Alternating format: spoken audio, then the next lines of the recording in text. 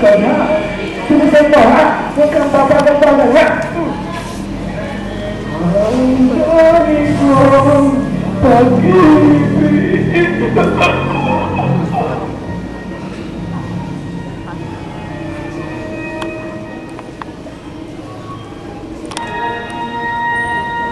Don Reynaldo? Don Reynaldo? Don Reynaldo? Ba't ka po nga natutulog? Don Reynaldo? No? Di na ang yung pulso niya. Wala na siyang pulso. Doktor! Doktor! Patay na lang ang pulso! Doktor! Tawag! Doktor! Kung mga bata, inatake si Don Reynaldo sa puso. Dahil doon mga bata, siya ay namatay. Ngayon, nagkakagulo ngayon ang kanyang mga kamag-anak. Kung kanina yung mapupunta, ang kanyang kayamanan. Nag-aagaw niya. Lahat ng pagmamayari ni Don Reynaldo ay kanila ng pinag-aagaw, pinagpaparti na nila. Sabi ng iba, sa akin yung mansion. Sabi ng iba, basta sa akin yung resort doon sa probinsya. Sabi naman ng iba, basta sa akin lahat ng asyenda, sa akin yun. Pinaghahati-hatian nila, pero wala pa naman sinasabi ang abogado kung kanina talagang pupunta ang mga kayamanan at ari-arian ni Don Reynaldo. Subalit, kanina pa mapupunta ang kayamanan na to. Patuloy pa tayong manood mga bata para malaman natin.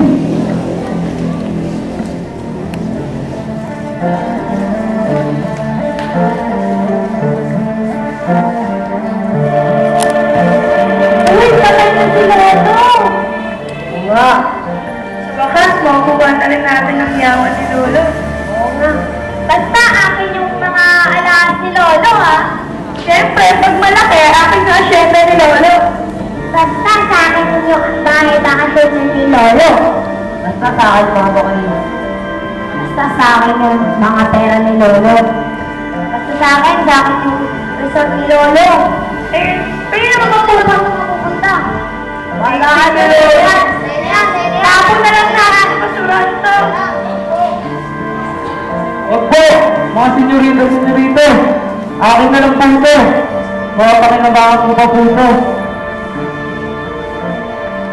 Sige, sa'yo na lang. Hindi naman namin gagamitin.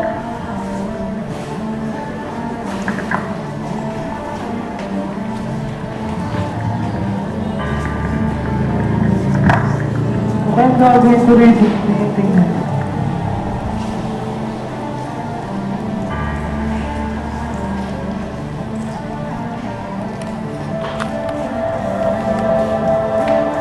Ay, bisulat! Bisulat na nalaglan! Oo nga ako.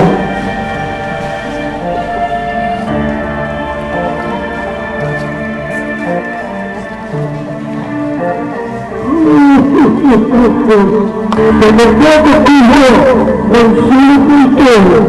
Ikaw ay magmamala ng lahat ng aking paritan.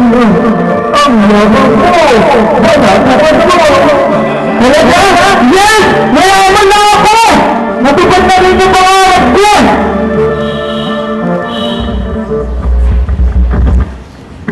Ayan mga bata. Nakita mo? Na dahil dun sa isang sulat mo yun, ay sa isang larawan na yun, na itatapon na sana ng mga kamag-anak na Don Paquin ni Don Reynaldo, nandun pala yung mahalagang papeles na nagsasaad kung kanino ba talaga mapupunta ang buong ari-arian niya. Pero, ang tanging tao lang na nagpahalaga sa larawan yun ay yung masinuring at tapat na alala ni Don Reynaldo. At dahil doon, siya lang ang nagpahalaga ng larawan yun, siya ang nakakuha ng titulo ng buong ari-arian ni Don Reynaldo. Alam mo mga bata, siguro iniisip niyo na sa mga TV lang o kaya sa mga kwento lang yung nangyayari, yung mga taong biglang yaman. Pero, makinig kayo, makinig. Kasi, kung iisipin nyo, ang sabi sa Bible, lahat tayo ay mayaman na. Naniniwala ba kayo doon?